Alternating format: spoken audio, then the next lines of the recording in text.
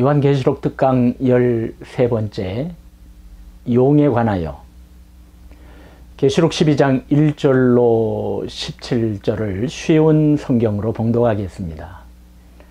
그리고 하늘에 아주 신기한 광경이 나타났습니다. 한 여자가 해를 옷신양 입고 달 위에 발을 딛고 머리에는 12별이 달린 왕관을 쓰고 있었습니다. 그 여자는 아기를 베고 있었는데 막 아기를 낳으려는 순간이어서 고통으로 신음하고 있었습니다. 하늘에 또 다른 신기한 광경이 나타났습니다. 크고 붉은 용이 보였습니다. 그 용의 머리는 7이고 뿔은 10이며 각각의 머리마다 왕관이 씌어져 있었습니다. 그 용은 꼬리로 하늘의 별 3분의 1을 휩쓸어 땅에 내 던졌습니다. 그리고는 막 아기를 낳으려는 여자 앞에 버티고 서서 아기를 낳기만 하면 잡아 삼키려고 준비하고 있었습니다. 드디어 여자가 아들을 낳았습니다. 그 아기는 큰 권세를 가지고 장차 온 나라를 다스릴 분이었습니다. 그러나 아기는 하나님의 보좌 앞으로 들려 올라갔습니다.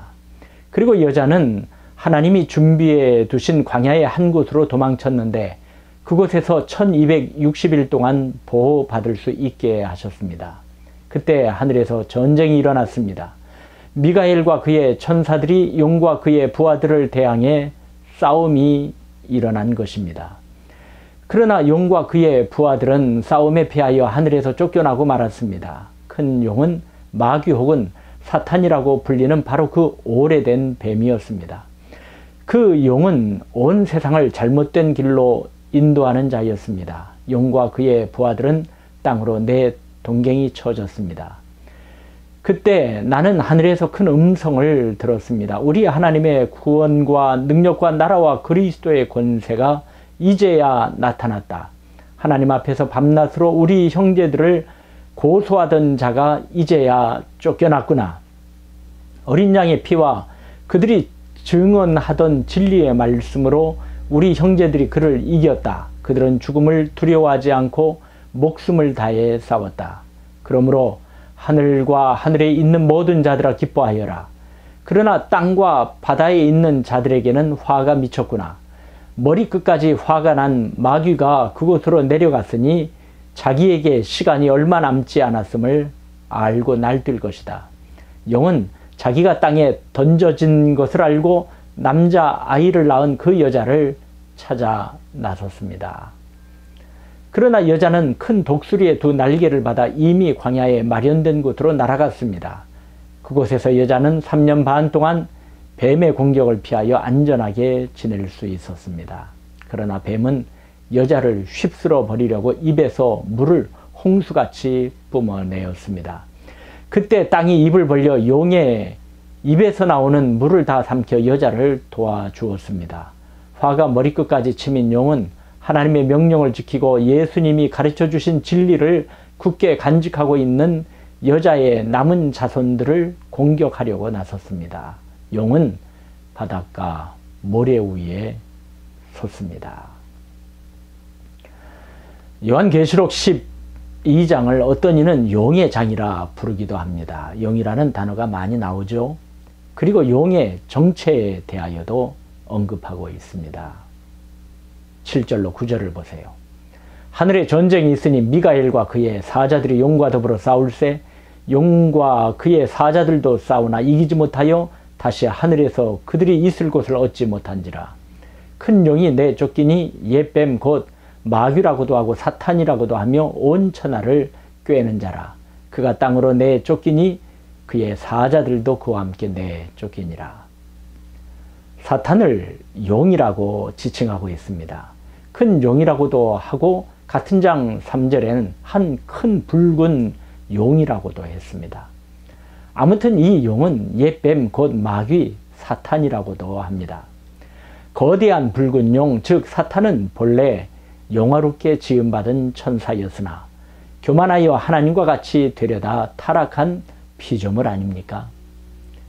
여기에 관한 것을 요한계시록 특강 3번째 시간에 강론하였어요. 참고하시기 바랍니다. 용은 무슨 악한 일을 행했습니까? 머리가 7이고 뿔이 10이며 머리마다 왕관을 쓰고 있는 거대한 붉은 용이 그 꼬리로 하늘의 별 3분의 1을 끌어다가 땅에 던졌다고 했습니다. 4절 상반절이지요.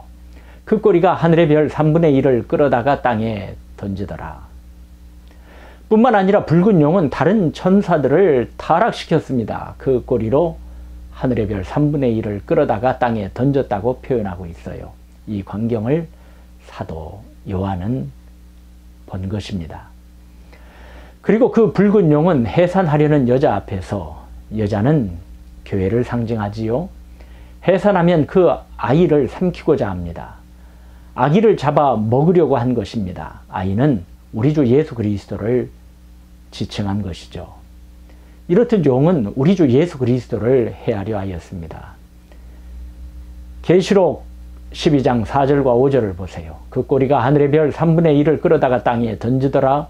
용이 해산하려는 여자 앞에서 그가 해산하면 그 아이를 삼키고자 하더니, 여자가 아들을 낳으니 이는 장차 철장으로 만국을 다스릴 남자라. 그 아이를 하나님 앞과 그 보좌 앞으로 올려가더라. 그 붉은 용은 예수 그리스도를 대항하고 시험하고 대적하다가 주님의 부활 승천하심으로 땅으로 내쫓겼는데 그의 부하들도 함께 쫓겨났습니다. 7절로 9절입니다. 하늘에 전쟁이 있으니 미가엘과 그의 사자들이 용과 더불어 싸울새 용과 그 사자들도 싸우나 이기지 못하여 다시 하늘에서 그들이 있을 곳을 얻지 못한지라. 큰 용이 내쫓기니 옛뱀 곧 마귀라고도 하고 사탄이라고도 하며 온 천하를 꿰는 자라. 그가 땅으로 내쫓기니 그의 사자들도 그와 함께 내쫓기니라. 한마디로 큰 붉은 용은 우리 주 예수 그리스도를 대적합니다. 뿐만 아니라 용은 성도들을 해하려 싸우려는 존재입니다. 17절이죠. 용이 여자에게 분노하여 돌아가서 그 여자의 남은 자손 곧 하나님의 계명을 지키며 예수의 증거를 가진 자들과 더불어 싸우려고 바다 모래 위에 서 있더라. 사탄은 이렇듯 성육신하신 예수님을 죽이려 하였고 교회를 핍박하고 성도를 해하려 하는 악한 존재인 것입니다. 하지만 이 붉은 용이 활동할 수 있는 기간은 정해져 있습니다. 창조주요, 전능하신 이요, 영원 전부터 계시고 영원 후까지 계시며 모든 것을 통치하시고 마침내 성도로 하여금 천국을 기업으로 얻게 하시는 하나님의 주권 아래에 있음을 기억해야 할 것입니다. 10절로 12절을 현대어 성경으로 보겠어요. 그때 나는 하늘 끝까지 울려 퍼지는 큰 음성을 들었습니다. 드디어 때가 왔다. 하나님의 구원과 능력과 지배와 그리스도의 권위가 완전히 나타났다. 밤낮으로 하나님 앞에서 우리 형제들을 무고하던 자가 하늘에서 땅으로 내던져졌다. 우리 형제들은 어린 양의 피와 자신들의 증인으로 그 악마를 이겨냈다. 목숨을 아끼지 않고 어린 양을 위하여 죽기로 싸웠기 때문이다. 하늘아 기뻐하라. 하늘에 사는 자들아 즐거워하라. 그러나 땅에 사는 자들아 너희에게 화가 내릴 것이다. 저의 때가 얼마 남지 않은 것을 눈치챈 마귀가 크게 노하여 너희에게 내려갔기 때문이다. 앞서 언급한 대로 예수 그리스도께서 죽음을 이기시고 부활 승천하심으로 사탄은 쫓겨났으며 자기의 때가 얼마 남지 않았음을 알고 있습니다. 마태복음 8장인 예수께서 귀신 들린 2사람을 고치신 기사가 나와 있는데 보시죠. 28절 또 예수께서 건너편 가다라 지방에 가심에 귀신 들린 자 둘이 무덤 사이에서 나와 예수를 만나니 그들은 몹시 사나워 아무도 그 길로 지나갈 수 없을 지경이더라. 29절 이에 그들이 소리질러 이르되 하나님의 아들이여 우리가 당신과 무슨 상관이 있나이까? 때가 이르기 전에 우리를 괴롭게 하려고 여기 오셨나이까 하더니 2사람 속에 있는 귀신들은 자기의 때를 알고 있었어요. 이는 마귀와 귀신들을 심판할 때가 반드시 온다는 것 아니겠어요? 부활 승천하신 예수님께서 재림하시어 사탄을 불못에 던지실 것입니다. 계시록 20장 1절로 3절이지요. 또 내가 보매 천사가 무저갱의 열쇠와 큰 쇠사슬을 그의 손에 가지고 하늘로부터 내려와서 용을 잡으니 곧 옛뱀이요 마귀요 사탄이라 잡아서 천년 동안 결박하여 무저갱에 던져 넣어 잠그고 그 위에 임봉하여 천년이 차도록 다시는 만국을 미혹하지 못하게 하였는데 그 후에는 반드시 잠깐 놓이리라. 7절로 10절도 보세요. 천년이 참에 사탄이 그 옥에서 놓여 나와서 땅에 사방 백성 곧 곡과 마곡을 미혹하고 모아 싸움을 붙이리니 그 수가 바다의 모래 같으니라. 그들이 지면에 널리 퍼져 성도들의 증과 사랑하시는 성을 두름에 하늘에서 불이 내려와 그들을 태워버리고 또 그들을 미혹하는 마귀가 불과 유황못에 던져지니 거기는 그 짐승과 거짓 선지자도 있어 세세토록 밤낮 괴로움을 받으리라. 그럼 우리가 흔히 용이라 부르는 것에 대해 살펴보겠습니다. 용이란 실존하지 않으며 상상의 존재입니다. 그러나 인류 역사 속에서 사람의 마음을 사로잡고 있는 것이 용이요 신으로 섬겨오기도 했습니다. 용은 한없이 변화하는 능력 있는 존재로 묘사되었고 때로 천사와 같이 민간의 전에 내려오는 신앙에서는 하나님 또는 영웅이 되었으며 황제나 가장 높은 신의 본보기가 되기도 하였습니다. 동양 경전 가운데 주역은 용의 이야기로부터 시작되죠. 용은 여러 종교와 깊은 관련을 맺고 있으며 용과 관계된 신화나 전설, 민담은 세계 어느 나라 지방 어느 방언에도 없는 것이 없다 할 정도로 많습니다. 자, 사탄은 가진 모양으로 나타나 미혹하고 유혹하여 거짓 것을 믿게 하고 그리하여서 사람을 사로잡으려 합니다. 데살로니가후서 2장 9절로 12절을 보세요. 악한 자의 나타남은 사탄의 활동을 따라 모든 능력과 표적과 거짓 기적과 불의의 모든 속임으로 멸망하는 자들에게 있으리니 이는 그들이 진리의 사랑을 받지 아니하여 구원함을 받지 못함이라.